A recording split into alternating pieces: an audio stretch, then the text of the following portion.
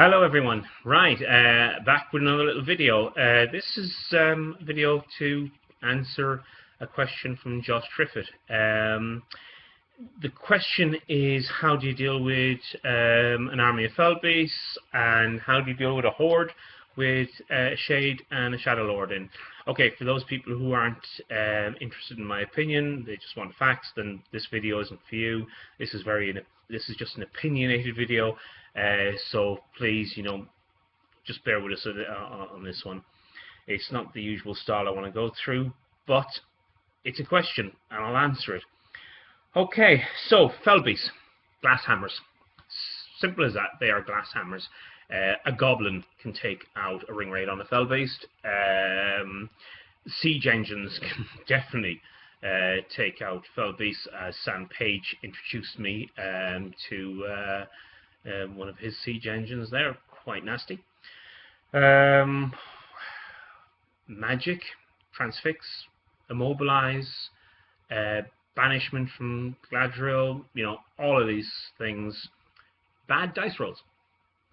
You roll 2-3 attacks with a Felbeast and you start rolling 1s and 2s, and your opponent with his little goblin rolls a 6, as Kamal at a tournament in Finchley introduced me to the frightening fact.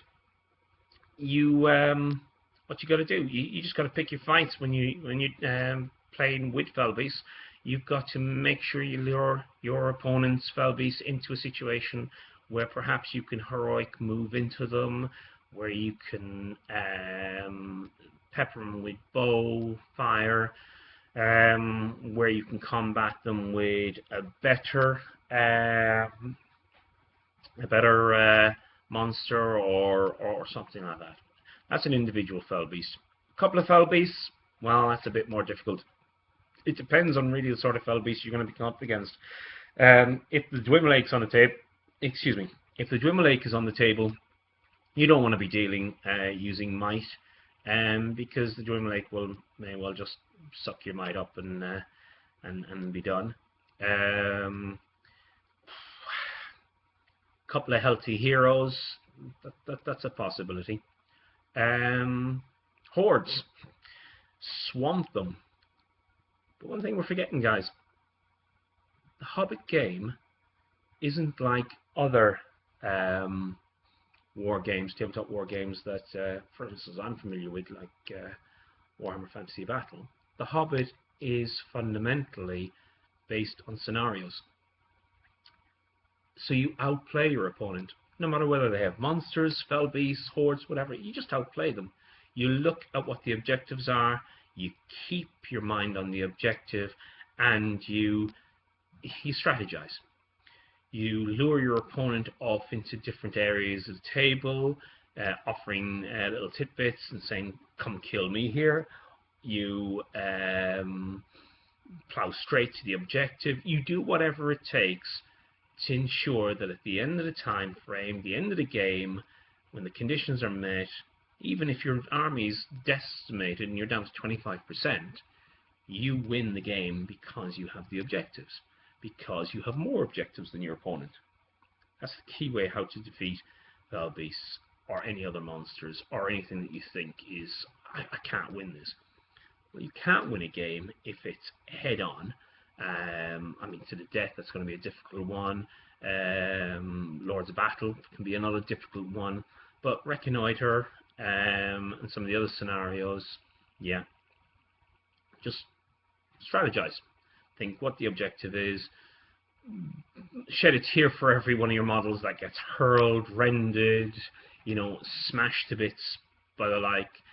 Make your sacrifices, but focus on the objective. You'll do fine. Yeah, I usually sometimes take 3 Felbeasts, Knight of Umbar. I've recently looked at Kamul, because I played Ross Diggle, and he likes using Kamul, and fairly effective with it. I've come a cropper a few times against Kamul. I also like to take the Dwimmerlake, because the Dwimmerlake is a nasty piece of work. Good spellcaster, needing low dice rolls on most of the spells, and his ability to just drain, drain your might, your will, and your fate can be nasty. Knight of Umbar because of his mimicry. So how do you defeat these three? Well, you really want to look at trying to get one model in to each of them.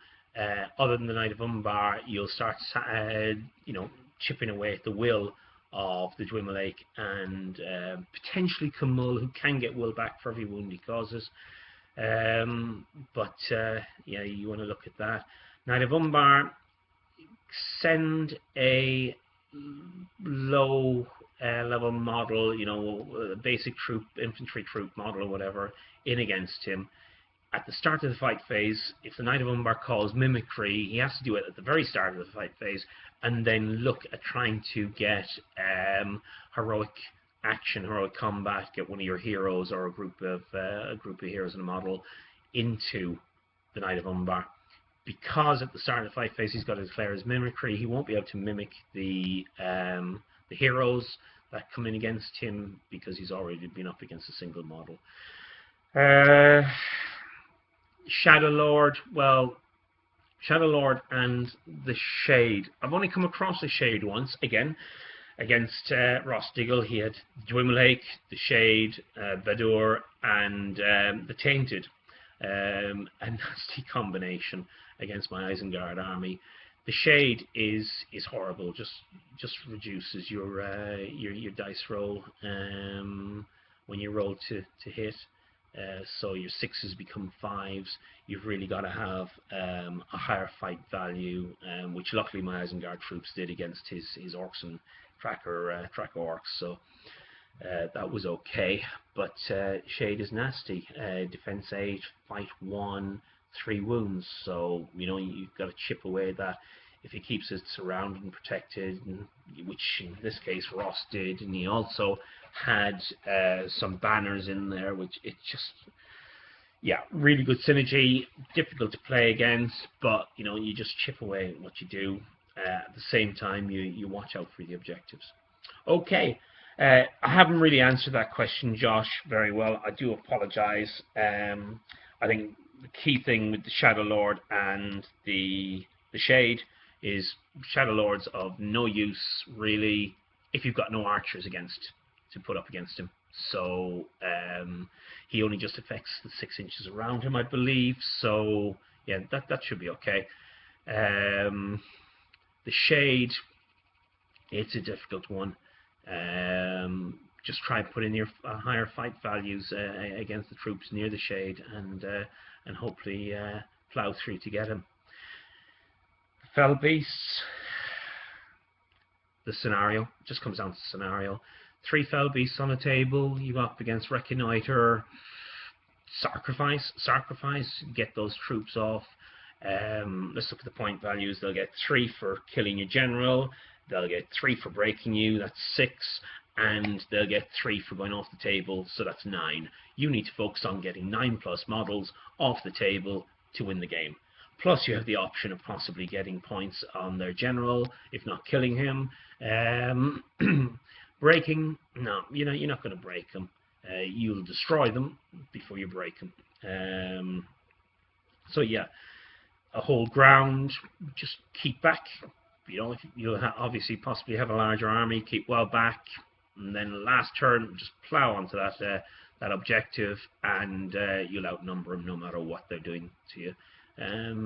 Just a couple of ideas. Anyway, I'll leave it at that.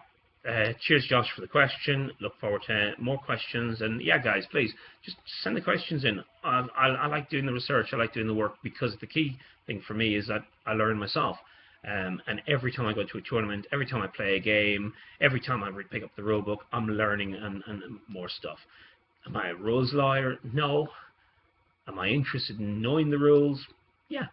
And this channel is basically put in place to help you guys to reflect back on a question, because it'll be in one section.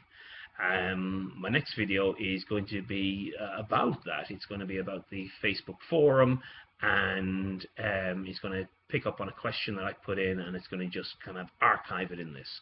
Okay, so listen guys, thanks very much for watching, and love me from a distance. Bye for now.